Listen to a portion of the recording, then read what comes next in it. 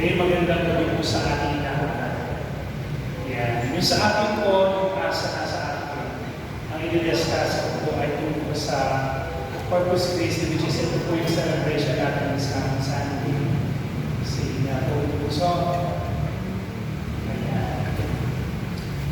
Okay, anong kahulugan ng Corpus Christi? Ang salitang Corpus Christi, sa Tagalog po ay ilang listahan ng kamahal-mahal po at katawan ng ating Panginoon sa Kristo ay mula sa wikang Latin ang ibig sabihin ay katawan ni Kristo. Ito ay isang dakilang kapistahan na katugon sa pagpaparangal sa tunay ng presensya ni Jesus sa banal na Eucharistia sa anyo ng pinapahayag. Originally, yung Corpus Christi ay sinaselebrate Thursday after the Holy Trinity Sunday. Ngunit sa ibang lugar po, tulad sa Pilipinas, ang Corpus Christi ay pinagdiriwang ng araw ng linggo. Ano po? Kasi baka po may mga mababasa kayo, bakit Sunday? Originally po, ang Corpus Christi, simula, ay pinagdiriwang ng Thursday after Holy Trinity Sunday, which is last Sunday. Pero sabi nga po, sa research, na may mga ibang lugar, tulad sa Pilipinas, na ito ay pinilipat ng araw ng linggo. Ano po? Okay. Pagdaan po natin, Corpus Christi means katawan ni Kristo. Ngayon po, okay. Since pinagdiriwang natin yung Corpus Christi, which is nagtatakay sa presensya, doon sa tungkol sa katawan at bukod ng ating Panginoon sa Kristo, sinasabing bakit may bukod na kapistahan kung may Huwebes Santo naman? Diba, tinuturo ng simbahan na ang banal na komunyon, ang banal na Eucharistia ay tinatag ni Jesus na huling hapunan noong Last Supper, which is kasama niya yung kanyang mga alagad kung saan pinagpirapan na so tinapay. Ito, sinasabi dito, so second slide. Ngayon, no? Bagamat itinatag ni Jesus ang Eucharistia ng Huwebes Santo, ang araw na iyon ay nababalot ng apis dahil sa malalapit na pagkakasakit at kamatayan ng Panginoon. Which is na natin, di ba ito sa Triduo? Thursday, Friday, Holy Friday, yung Holy Saturday, Easter Vigil, no? After nun, yung Huwebes Santo, the following day, yun na yung pagpapakasakit ng pagkamatay ni Jesus sa krus, no? Ang kanyang pagkatao. Minabuti na ang selebridad ng Corpus Christi ay itinatag upang ganang ipagdiwang ng may kagalakan at pasasalamat ng regalo ng Eucharistia. Ano po? Layunin din itong tapatan ang mga maling turo o pag-aalinlangan ng mga tao sa tunay na presensya ni Kristo sa Hostia.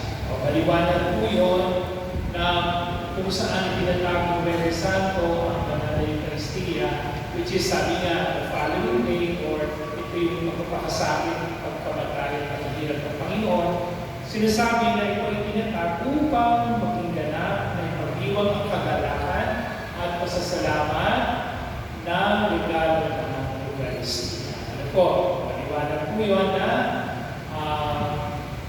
ito yung nahilan na bakit natin siya ipinagdiriwang. Sige, sunod-sunod. Mahalagang yugto na pinagmula ng pagdiriwang dito. Saan ba nagmula?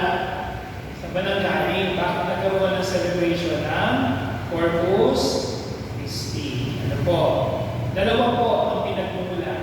Naalala niyo last year, discuss ni Kuya Eden yung mga himala tungkol sa banal na Eucharistia. Naalala niyo po yun? No? Isa po ito, mamaya i-discuss ko sa inyo, yung isa sa naging dahilan kung bakit nagkaroon ng celebration of Corpus Christi. Ang una pong himala ay isang pangingkain mula kay Saint Juliana ng Cornelion. Ano po? Sino si Saint Juliana ng Cornelion? Si Santa Juliana ay may matinding debosyon sa banal na sakramento. Mula pa sa kanyang kabataan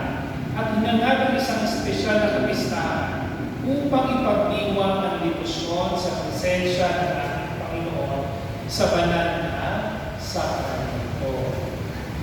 Ang santo ay nakakita ng simbahan, ay nakakita ng simbahan sa ilalim ng anyo ng isang kabilugan ng buwan na may isang madilim na pati. No? Sa kabilugan ng buwan, doon sa buwan na yun, meron siyang screen, meron siyang maitim na pati. Ito, yun. Sa pangitain, narinig niya ang isang mahiwaga at makalangit na tinig na nagpapaliwanag na ang buwan ay kumakatawan sa simbahan noong panahon iyon. At ang madilim na bati ay sumisimbolo sa katotohanan ng isang dakilang kapistahan bilang parangal sa banal na sakramento. Dahil sa pangitain na iyon, na may yung buwan, na mayroong team na bahagi, ay sabi nga, ay buwan na yun ay kumakatawan sa simbahan ng panahon yun. At ang madilim na bati ay sumisimbolo sa katotohanan ng isang dakilang kapistahan bilang parangal sa banal na sakramento ay nawawala sa kalendaryo ng liturgo. Kasi sa simula naman, wala naman sa liturgical calendar yung Corpus Christi. Ito, ipinagtapat ni Santa Juliana, si Saint Juliana, ang pangitain kay Obispo Robert de Torre, na noon ay Obispo ng Age. Ito, nakalaungan ay naging Papa Urban D14. Ano po? Yan.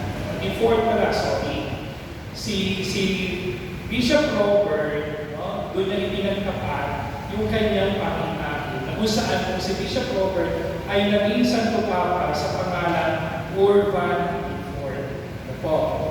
Humanga si Obispo Robert at dahil sa paghanga na yun, doon sa pangitain ni Santa Juliana, ay tumawag siya ng isang sinudo noong 1246. Nagkaroon ng pag-iipon, na nagpahintulot sa pagdiriwang ng isang kapistahan na iniaari sa ating Panginoon sa banal na sakramento. At ito nga po ay yung Corpus Christi. Nagaganapin sa diocese sa susunod na taon. Noong 1946, nagkaroon ng synod, and the following year, isa-celebrate na from that diocese yung celebration ng Corpus Christi. Ano po? Okay. Maliwanag po yun. Dahil sa pangitain, buwan, na mayroong bali, sinasabi na may tulan, na sinasabi doon sa celebration, dito rin ka na ng ating simbahan. At ito nga yung pagpaparangal doon sa katawan o sa banal na sakramento. Po yung una, yung pangitain isa ng Saint Juliana ng Cornelio. Ang alawa, himala na yung Eucharistia sa Bolsena. Ito diniscuss na ni Kuya Eric last year. O, anong nangyari doon sa himala sa Bolsena? Naging maligam ang pagmamahal ni Padre Pietro de Fraga sa Eucharistia. Sino yung pari? Si Padre Pietro de Fraga sa Eucharistia. Nag-aalinlangan kung ang Eucharistia na ba ay tunay na katawan at dugo ng ating Panginoon. Nagkakaroon ng pagdududa, pagkabat siya'y pari na, nagkaroon ng pagdududa, ito ba talaga ito'y nagiging katawan at dugo ng ating Panginoon Jesus.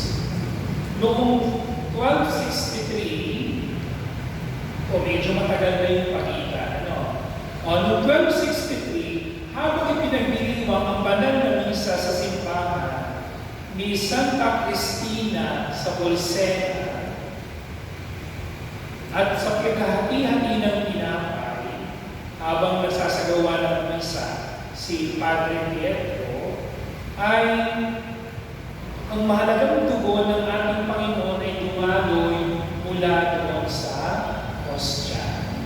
Ano po? Pinagpan ng tela, corporal, at ang sahig. Si Papa Urban XIV na naninirahan noon sa Orvieto ay nagutos na ang mahalagang tela na tinatakpan ng mahalagang dugo ay dalhin sa simbahan Santa Maria sa Orvieto. O, ibig sabihin, doon sa part Mosca, doon sa Galpani, nagkaroon ng dugo. No? Ito ay na-discuss ni Brother Aaron last time. Ito po, talagang totoong dugo. No? At sa pagsusunod, ano nga yung dugo ng ating Panginoon? Ano ay nandun sa mga himala kasi based doon sa scientific dugo na nakita. Sa iba pang mga himala ay tinignan. Ito po, na kung saan no, ito ay inalagaan pa rin hanggang ngayon doon sa simbahan, Santa Maria ng Orvieto. Ano po, yun yung dalawang pasintahan na kung saan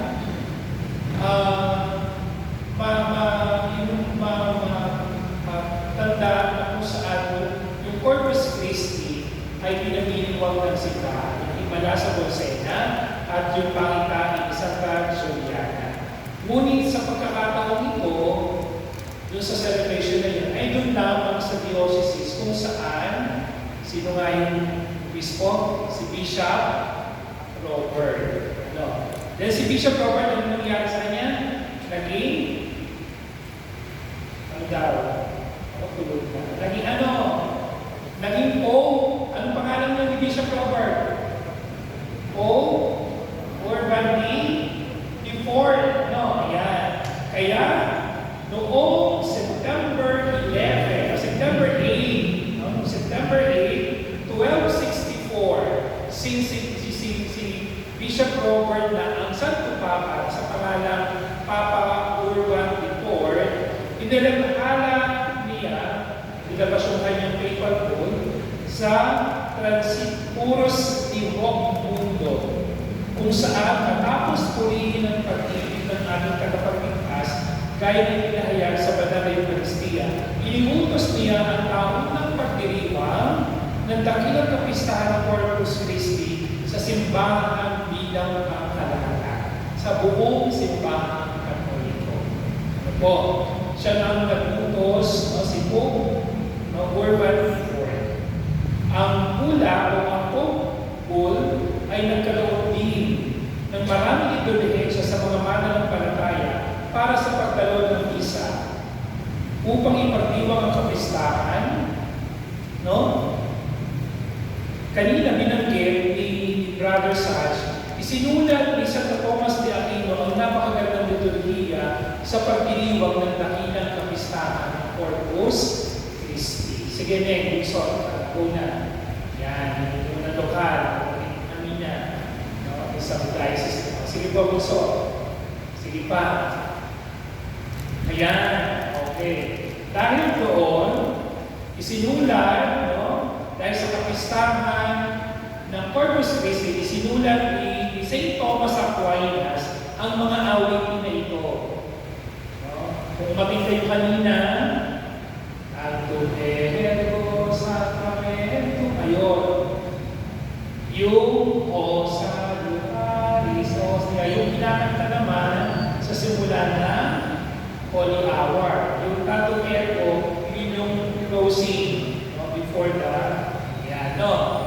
Yung Panis Angelicum, pero ito inaawit, no? Nang dahil doon sa kapistahan ng Corpus Christi, ginawa ni St. Thomas Aquinas siya tatlong awit. Ano po? Okay. Yung po yung mahalagang dokumento ng simbahan kung saan kailan na simula, bakit pinagdiriwang, no? Kanino nagmula, sino nagdeklara sa simbahan, na ito ay pangkalahan ng selebrasyon sa simbahan sa buong mundo. So, last slide. Ayan. Eucharistia bilang pagkain spiritual. Since alam na natin kung saan siya nagmula, bakit sa pinagdiriwang, ibig sabihin ng Corpus Christi, no? Naalala na natin yung history. Ano po yung implication sa atin? Gaya ng pagkain pisikal na nagbibigay lakas sa katawan, ang katawan ng dugo ni Kristo na nagbibigay buhay sa ating kaluluwa. Itinuturo ng kapisismo na ang madalas at karapat-dapat na pagtanggap ng komunyon ay nagdudulot ito sa ating buhay. Nagpapatatag sa ating pakikiisa kay Kristo. Ito yung una, nagpapatawad sa ating mga kasalanan, at nag-iingat sa ating laban sa pagbibigat ng kasalanan. Ito, nagbubuklod sa ating bilang isang simbahan o komunidad. Isang katawan kay Kristo. Ngayon, sinasabi dito, upang mapakinabangan ang biyaya ng Corpus Christi, ipinapaalala ng katisismo na dapat tayong mangumpisa kung may mabigat na kasalanan bago tumanggap ng komunyon. Mag-ayuno ng kahit isang oras bilang paggalang sa Panginoon. Sabihin, bilang karapat-dapat, alam naman po natin ang bawat isa sa atin, upang maging karapat-dapat sa pagtanggap ng katawan ng tugon ng ating Panginoon, ay walang kasalanan ng bigat, at isang oras bago mag-komunyon, bawal kumain. Ganda ng ating pagkakaliwan sa revision. Ano po, sana po naliwanagan tayo doon sa pinagmulan, ibig sabihin at kasaysayan, kailan nasimula yung selebrasyon ng Corpus Christi. Po, kaya napakahalaga, tayo naman bilang mga Katoliko ay naniniwala na yung tinatanggap natin sa komunyon ay ang katawan ng tugon ng ating Panginoon. Ano nga pong tawag? Anong nangyayari? Anong nagaganap? Tinataas yung katawan ng tugon ni Kristo? Ayun na yun. Ulit ka, ang tawag daw? Translation. No? Kasi ito yung consecration is a part. No? Pero during pag tinataas ng pari, yun na yun. No? Doon na naging katawan ng tugon ni Kristo. Yung pinabayad. Ano nga pong tawag sa term na yun? Translation. I-research po ninyo. Pakikita nyo yung term na yun.